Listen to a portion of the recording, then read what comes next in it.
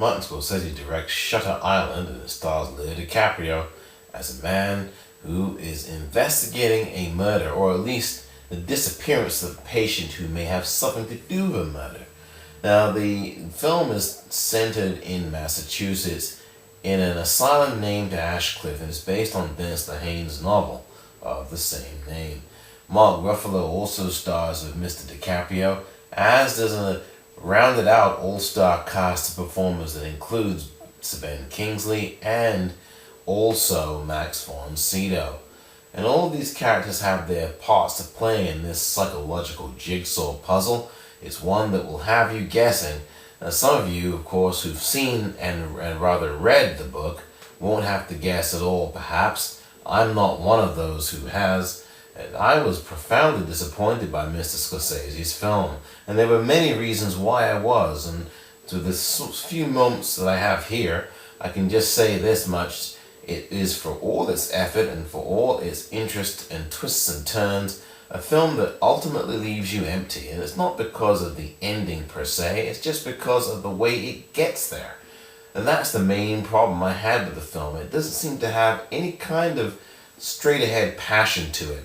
And that's very much unlike Mr. Scorsese. It's worth noting that Paramount Pictures delayed the release of this film. October of 2009 was its original release date, and now it's only just come out a few months later. Paramount actually has, their move paid off a lot of dividends, as the film grossed just a little bit over $40 million in its opening weekend, estimates at least, making it Martin Scorsese's most successful opening ever for a film, and for that matter, very good also for Leonardo Dicaprio.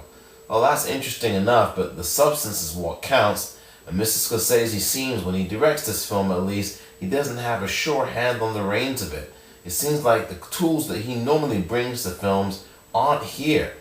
There are a lot of special effects in the film, and that's not like Scorsese at all.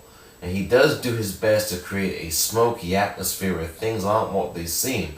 But at the end of the day, is this film a film that is memorable? Is it a film that conveys its ideas well? Well, in some instances it does, but the most biggest liability here, I'd say, is the fact that there isn't a lot of strength in the direction.